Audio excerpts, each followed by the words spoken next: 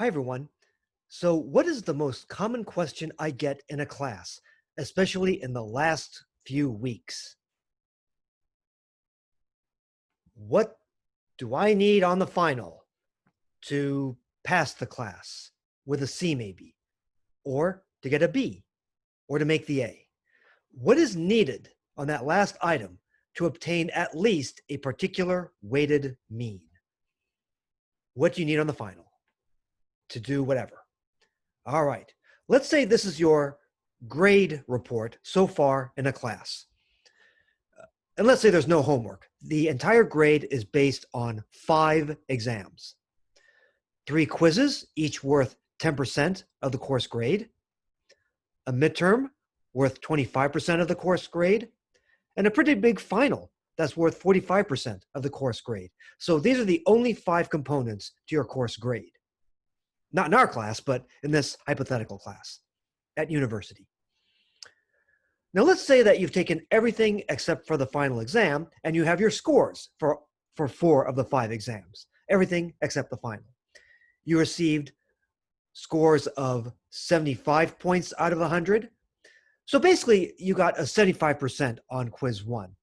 In order to normalize the scores, I'm going to assume that all these score totals are I'm going to assume that the maximum possible score on each of these exams is 100 points.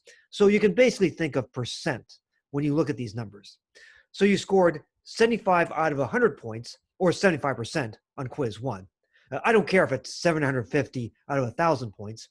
Bottom line is you scored 75% on quiz 1.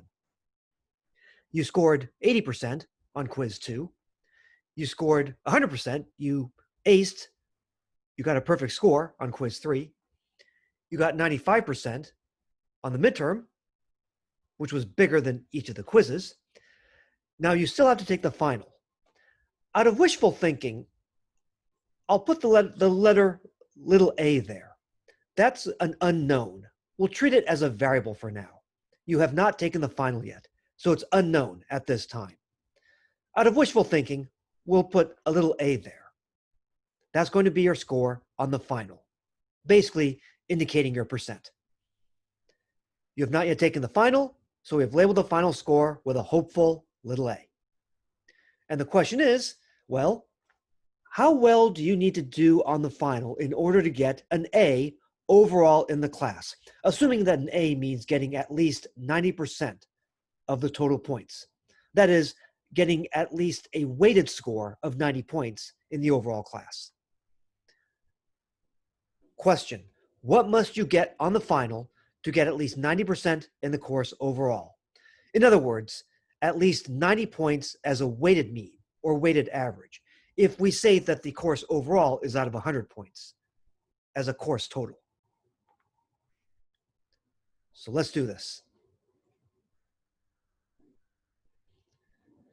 So how can we represent your grade in the class here as a function of little a?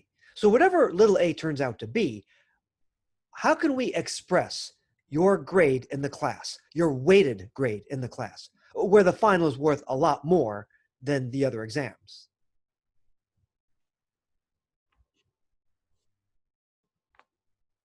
All right, again, we're asking about a weighted mean. So the final is worth more than the midterm is worth more than each quiz. In fact, it's worth about all 3 quizzes put together. So we're going to write the exam weights as decimals first off. So 10% is 0.10 or just 0.1. 10% is 0.1, 10% is 0.1, 25% is 0.25, 45% is 0.45. Now the course average is going to be represented by this somewhat familiar formula here. This familiar formula. Summation W times X, that's the zigzag, over summation W. Summation W times X. W here is the weight of each exam. So again, it's going to be 0.1 for quiz 1, 0.1 for quiz 2, 0.3 for quiz 3, 0.25 for the midterm, and 0.45 for the final. Writing the weights in decimal form. These add up to what? Well, these will add up to 100%. These will all add up to 1. All right. So the sum of the weights is 100% or 1 down here. Okay, that's the sum of the weights. Before, it was 12 units for our GPA when we were computing GPA. Here, since these are all proportions, right, the total of these will be 1 or 100%. So we're going to write a 1 down there, which means that we don't have to write it at all. If you're dividing by 1, you don't really have to think of this as a fraction. All right. Now, summation W times X, that's the familiar zigzag. It's this times this, plus this times this, plus this times this, plus this times this, plus this times this. It's the familiar zigzag, like what we did for GPA before. All right. Summation W times X, that's the zigzag. And we're going to divide by 1 because that's 100%, the sum of these weights. All right. So when we do that, again, you don't need the divided by 1 over here. All right. From the zigzag, we get, all right, again, 0.1 times 75 plus 0.1 times 80 plus 0.1 times 100 plus 0.25 times 95 plus 0.45 times A. And you can think of this expression that we get, 49.25 plus 0.45A, that expression represents your overall weighted course average out of a maximum possible of 100 points, expressing your course average as a function of little a, which represents your unknown score on the final. That's yet to be determined. Now let's talk about this expression some more.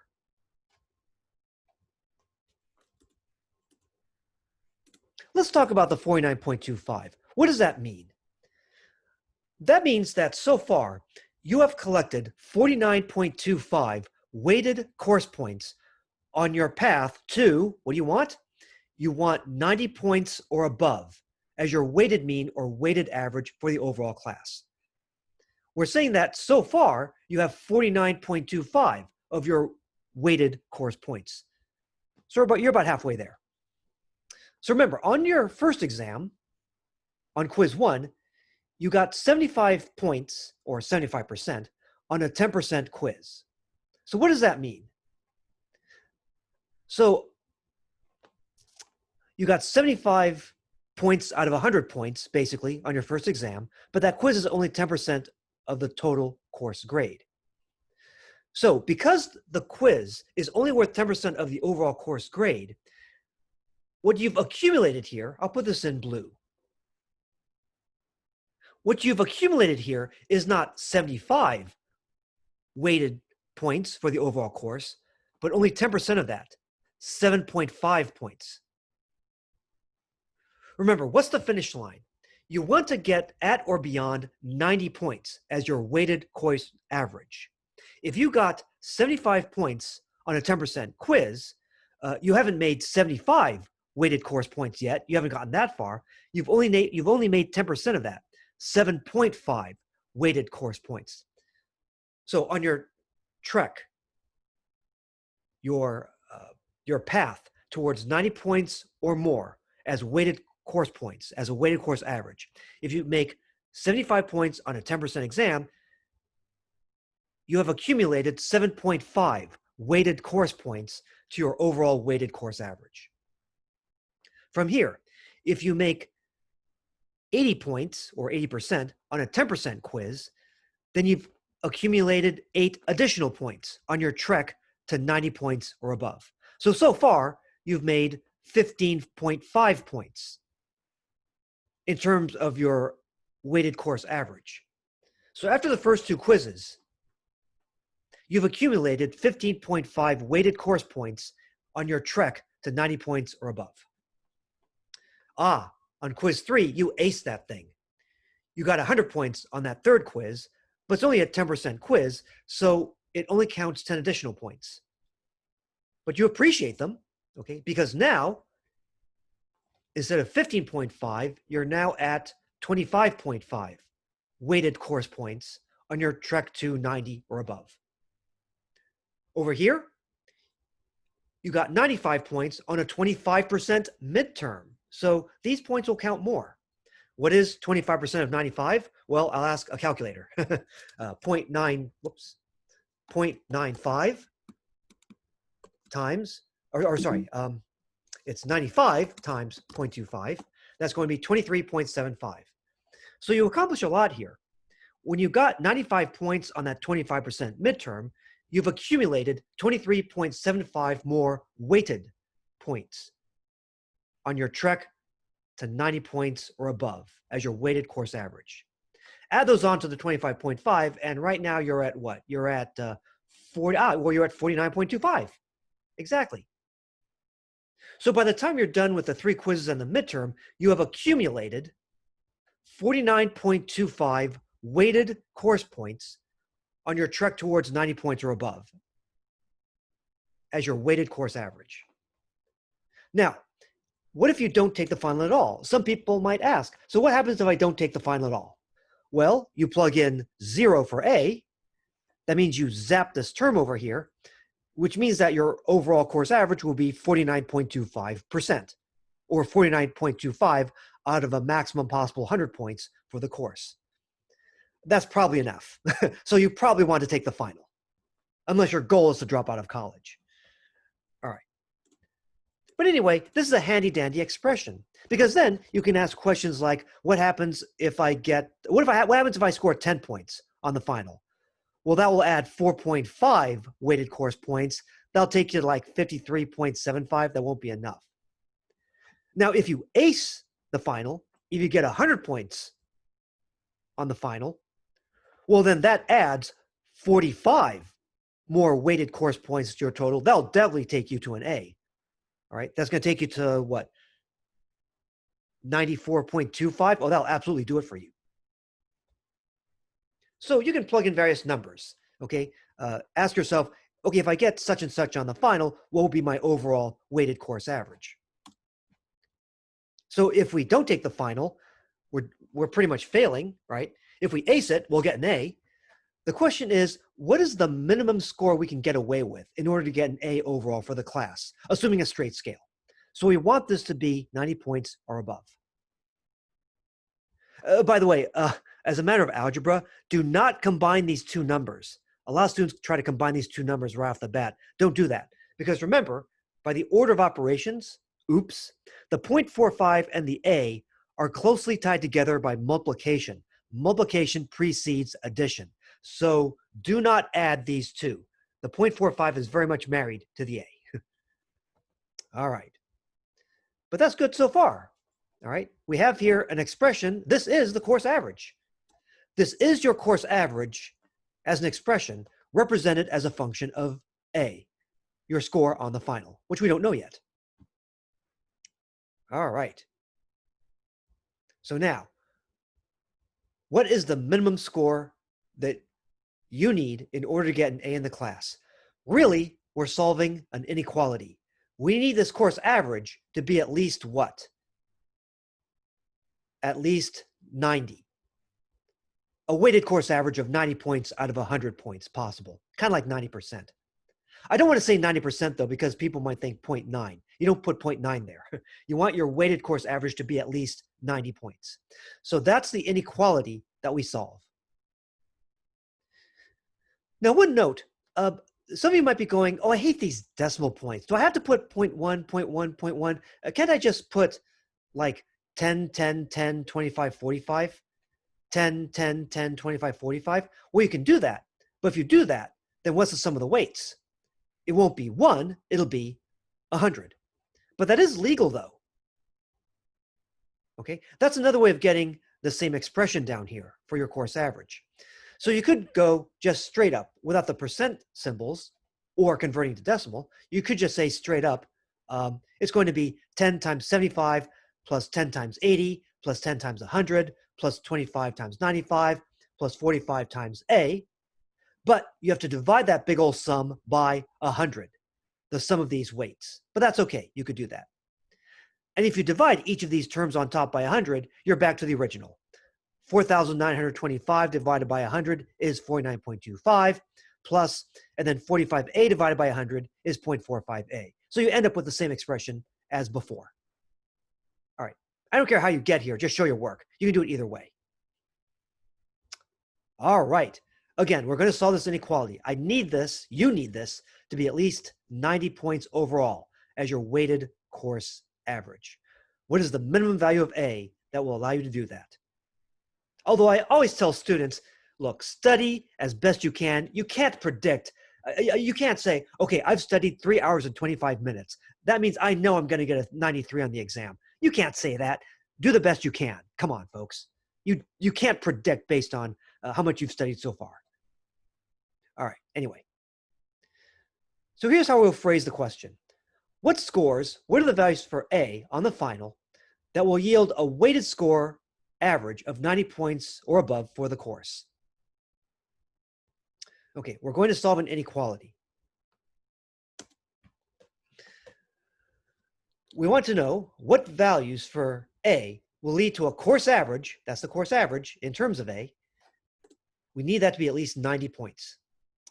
Now, we don't like these decimal points over here, so it looks like we're going to clear the decimals if we can multiply both sides by 100. Remember, this is 0.45 times A. These numbers are both written to 2 decimal places. We can clear the decimal points by multiplying both sides by 100. If you have this in the fraction form over here, that's more clear. If you put that fraction on the left, then it becomes more clear. Multiply both sides by 100. All right.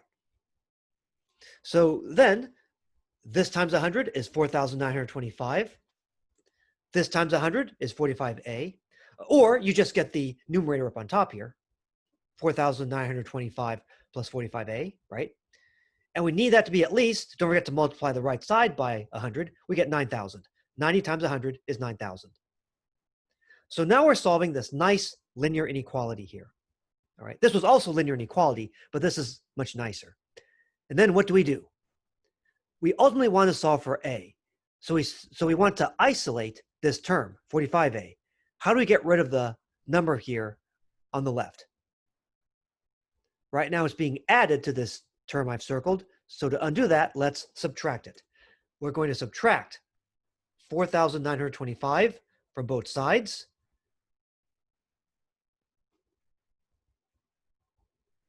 All right, when we do that, we basically cancel out over here. We're left with 45A on the left. Has to be greater than or equal to 9,000 minus 4,925 is 4,075. Now, how do we get A all alone on the left side? We want to divide both sides by 45.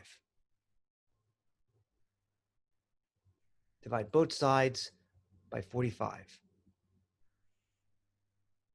I'm showing this work for your benefit. You can go straight from here to here. 45A divided by 45, you're left with A on the left. Technically, you should put little ones here. You should indicate what's left. All right, we're left with 1A. 1A on the left has to be greater than or equal to, and then 4,075 divided by 45 to, say, 1 decimal place is 90.6 points. So little a has to be at least 90.6 points in order for you to get a weighted course average of 90 points or above. You need to score at least 90.6 points on the final to get at least 90% of the maximum possible performance in the course overall. But now, wait a minute. Very few instructors grade to the 0.1, 0.2, 0.3. We mostly grade in non-negative integers. Hopefully you won't get a negative score on your test. But to be very safe, what score would you need realistically on the final? If it's out of 100 points, what score would you need realistically on the final to get an A or above, guaranteed? To be super safe, you should round this up. Even if this were 90.001 points, to be super safe, you might want to round this up in this setting. To be super safe, you want 91 points or above. So if the teacher only grades in integers, and most of us do, then as a practical matter, we could say that you need at least 91 points to be guaranteed an A. But because if you score only 90 points, then this course average here will be just a little bit below 90. It might be 89 point blah, blah, blah. But bear in mind, your teacher does not necessarily have to round up scores, okay? So if you get exactly 90 points, then if you get exactly 90 points on the final, then this year your course average will fall a little bit below 90 points. It'll be 89 points something, but you're not guaranteed to get an A. If your teacher doesn't like you or you talk too much in class, then you might end up with a B. So to be super safe, round up 91 points to be guaranteed an A.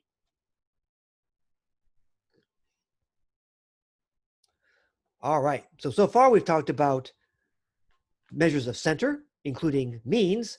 Next, we're going to talk about measures of variation or spread. Next time.